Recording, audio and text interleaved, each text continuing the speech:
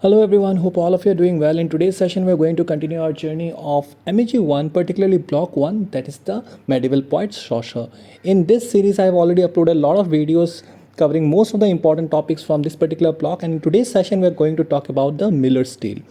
Now, this tale in itself is quite ironic and quite different from the other tales that you have heard as of now. Particularly, this tale was told by the Miller in reply to the Knight's Tale.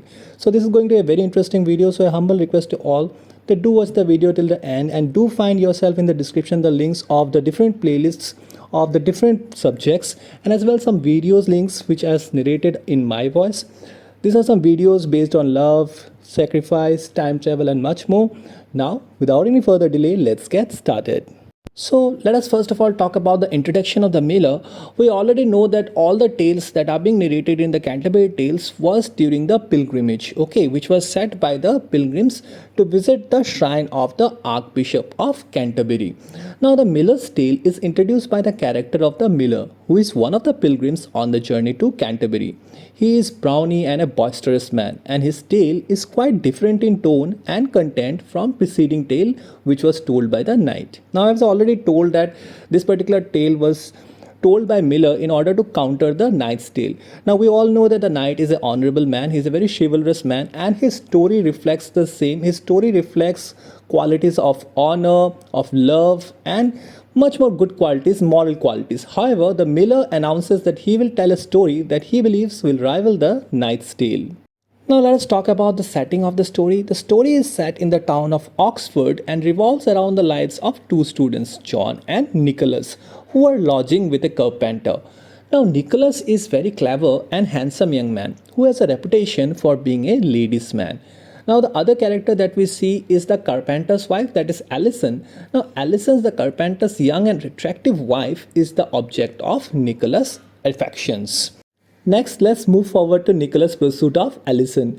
Nicholas devises a plan to seduce Alison. He pretends to be mentally ill and convinces John the carpenter that he has had a vision of a great flood, similar to the biblical story of Noah's Ark. Now, those of you are not familiar with the story of Noah's Ark, let me tell you in short that this particular story is reflected in Bible, where it is being said that since the human race and the human mankind was contaminated by sin, God desired to wipe away humanity out of the planet Earth with the help of a flood, of a big flood, of course, because humanity was cursed and it was contaminated by sins.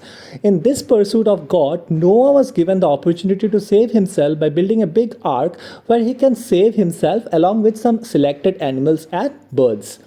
Now, this is a story which has a relevance in this particular mischievous plan of Nicholas, because he also convinced John the carpenter that there is going to be a big flood. He pursues John to hang 3 tubs from the ceiling so that they can sleep in them and avoid drowning in the impending flood.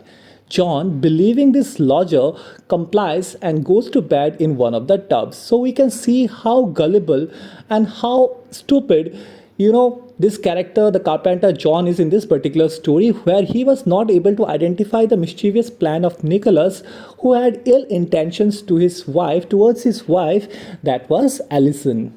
Now we can clearly see John's gullibility. With John safely asleep in his tub, Nicholas takes the opportunity to woo Alison. She is initially hesitant but eventually agrees to meet Nicholas secretly when John is asleep.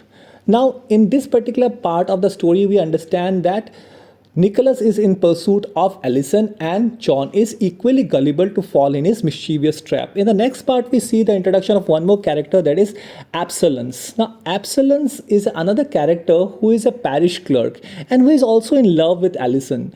He learns of her secret affair with Nicholas and becomes jealous. Now, following this, we see that Nicholas decides to serenade Alison with a song under her window, hoping to win her affection. So Absalom also tries to win over Alison's love, but eventually what happens is that he sings and plays the guitar, but Alison is annoyed by his persistence. She eventually agrees to give him a kiss, but plays a prank by putting her buttock out of the window instead. Following this, we see Nicholas' plan for seduction. Nicholas and Alison make a plan together when John is asleep in his tub. They arrange to meet that particular night.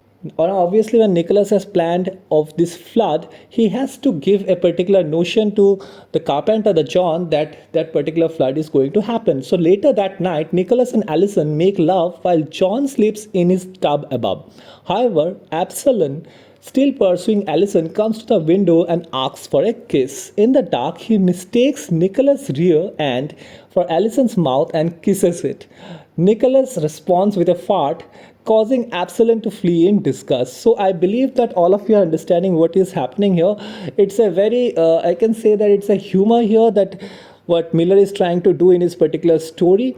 Absalom, who is a character who is also very much affectionate towards Alison, wanted to get a kiss from her, but what happens is that Nicholas also tricks him, and when he was about to kiss Alison, he just puts forwards his rear butt towards him, and Absalom kisses his rear butt, and he leaves the place in disgust.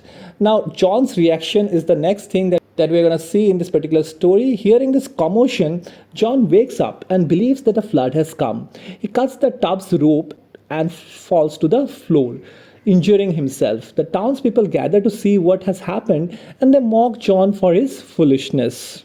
So eventually what happens is that after this commotion that was happening because of the three characters, that is Nicholas, Alison and Absalom, primarily because Absalom was disgusted by what has happened to him by him kissing Nicholas, but he was disgusted, and this created a lot of commotion. And with this commotion, John actually woke up and he thought that the impending flood of which Nicholas warned him about has already happened, and he falls from one of his tub. And with this, all the people from the town gather around him and they understood what was happening and they laugh at his foolishness. Now, at the end, let us talk about the conclusion. The Miller's tale ends with the townspeople laughing at the carpenter's misfortune, while Nicholas and Alison continue their affair, having successfully deceived John. The tale is characterized by its bawdy humor, clever tricks, and absurd situations, making it a classic example of Chaucer's skill in depicting the foibles of human nature and relations. So this is a wrap on today's video, guys. I hope you really enjoyed this particular story, that is Miller's Tale, told by Miller following the Knight's Tale, which was very much honorable and beautiful story. Now this particular story showcases the skillful writing of Geoffrey Chaucer with the help of bawdy humor and very interesting and clever tricks and absurd situations. Now I believe that you all have understood the gist of this particular story. In case if you have any other doubt, do feel free to comment in the comment section. I'll definitely try to address this. Do not forget to check out the description of this particular video to find the link of other subjects of MAG, and also do watch the videos I have recommended, which you will find in the description, which is narrated in my voice, which is based on love, sacrifice, time travel and much more. And do not forget to join our social community handles, that is our Facebook group and our Facebook page. The link of both are given in the description. Till we meet next time, God bless you and thank you all.